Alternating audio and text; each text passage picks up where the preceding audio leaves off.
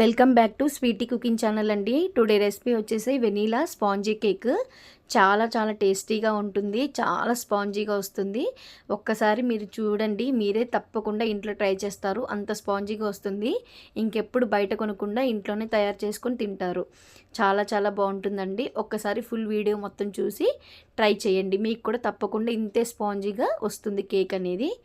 ఇప్పుడు ముందుగా జల్లెడ తీసుకొని అందులో కరెక్ట్గా 1 కప్పు మైదా పిండి తీసుకోండి. మెజర్మెంట్ అనేది కంపల్సరీగా కరెక్ట్గా ఉండాలండి. 1 కప్పు మైదా పిండికి 1 టీ స్పూన్ వచ్చేసి బేకింగ్ పౌడర్, ఈ బ్రాండ్ అనేది యూజ్ చేస్తున్నానండి. 1/2 టీ స్పూన్ వచ్చేసి బేకింగ్ సోడా తప్పకుండా వేసుకోండి. ఈ బ్రాండ్ అండి బేకింగ్ సోడా అనేది. ఇప్పుడు వీటన్నిటిని మంచిగా జల్లించుకోవాలి.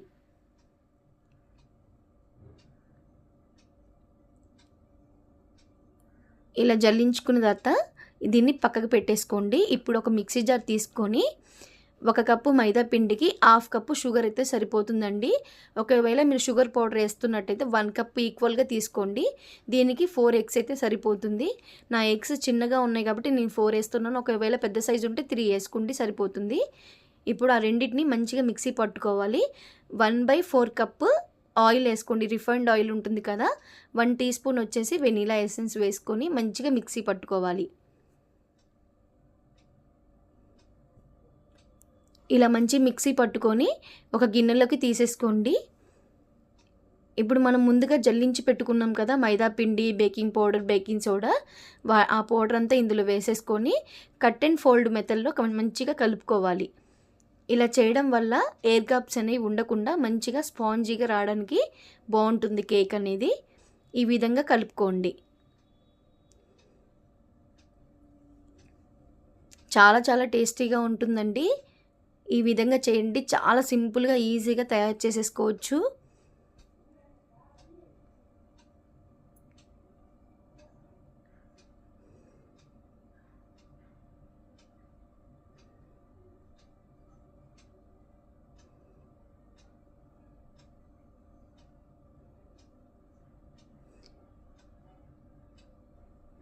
ఇలా మంచిగా కలుపుకోవాలండి.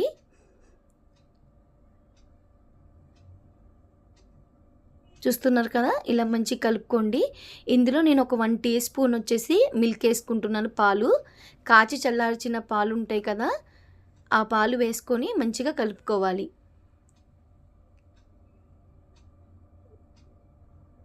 బ్యాటర్ చూసారా, ఇలా మంచిగా రిబ్బన్ లాగా పడుతూ ఉండాలండి. మనకి దోశ బ్యాటర్ ఎలా ఉంటుందో సేమ్ అలానే ఉండాలి. మరీ లూజ్గా అయితే ఉండకూడదు. దోశ బ్యాటర్ ఎలా ఉంటుంది థిక్గా, చూస్తున్నారు కదా, ఇలా ఉంటే సరిపోతుంది. ఈ విధంగా కలుపుకోండి. ఇప్పుడు ఏ దాంట్లో అయితే చేస్తామో కేక్ టిన్, అందులోకి ఆయిల్ అనేది గ్రీస్ చేసుకోండి. నేను స్టీల్ గిన్నెలోనే చేస్తున్నాను. మనం ఇంట్లో ఎలాంటి అయితే గిన్నెలు ఉంటాయో దాంట్లో ఈజీగా తయారు చేసేసుకోవచ్చు. చూసారు కదా, ఆయిల్ అంతా ఇలా గ్రీస్ చేసుకొని బటర్ పేపర్ ఉంటే వేసుకోండి. లేకపోతే మన ఇంట్లో వైట్ పేపర్స్ ఉంటాయి కదా, వైట్ బుక్, ఆ పేపర్ కూడా రౌండ్గా ఇలా కట్ చేసుకొని ఆయిల్ అనేది అప్లై చేయండి. అది బటర్ పేపర్ కిందకి అయిపోతుంది.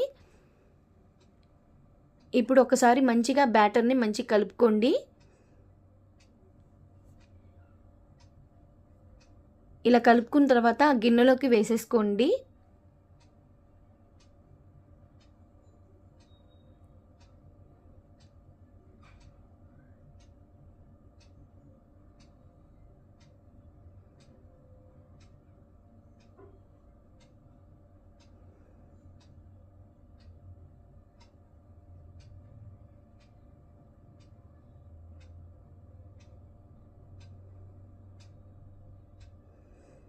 ఇలా వేసుకొని 2-3 సార్లు ట్యాప్ చేసుకోండి. ఎయిర్ గ్యాప్స్ ఏమైనా ఉన్నా కూడా పోతాయండి. నేను ముందుగానే ప్రీహీట్ చేసుకున్నాను. ఒక 15 మినిట్స్ మీడియం ఫ్లేమ్లో పెట్టుకొని ప్రీహీట్ చేసుకోవాలి. చూసారు కదా, ఇలా చేసుకున్న దాంట్లో ఒక స్టాండ్ లాంటిది పెట్టుకొని, స్టాండ్ లేకపోతే గిన్నె అయినా పెట్టుకోండి. ఏదైనా చిన్న ప్లేట్ లాంటిది పెట్టేసుకొని దానిపైన పెట్టుకోండి. ఇలా పెట్టుకొని మూత పెట్టేసుకొని దానిపైన బరువుది ఏమన్నా పెట్టేసుకోండి.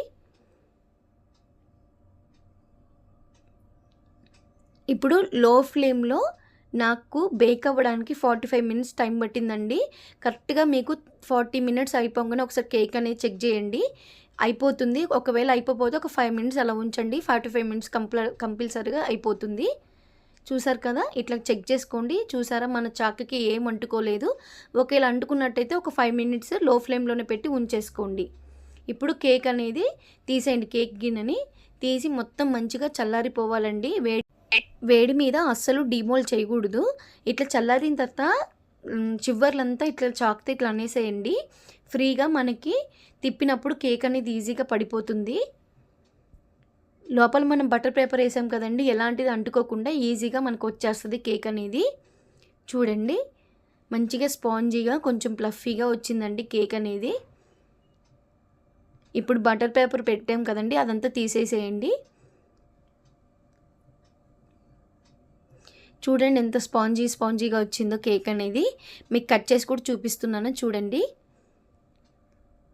ఒక్కొక్క దగ్గర ఆయిల్ ఇలా ఉండిపోవడం కానీ అలా ఏమీ జరగదు. చూసారా ఎంత స్పాంజీగా వచ్చిందో కేక్ అనేది. మనం ఇలా ప్రెస్ చేసిన తర్వాత మనం మళ్ళీ పైకి వచ్చేయాలండి కేక్ అనేది. అప్పుడే ప్లఫీగా వచ్చినట్టు అర్థము. చూసారా ఎంత ప్లఫీగా వచ్చిందో. ఎక్కడ ఉండలు కానీ అలా ఏం లేకుండా మంచి స్పాంజీగా ఉంటుంది కేక్ అనేది. ఈ వీడియో కనుక మీకు నచ్చితే లైక్ చేసి షేర్ చేసి సబ్స్క్రైబ్ చేసుకోండి. థ్యాంక్ యూ ఫర్ వాచింగ్ అండి.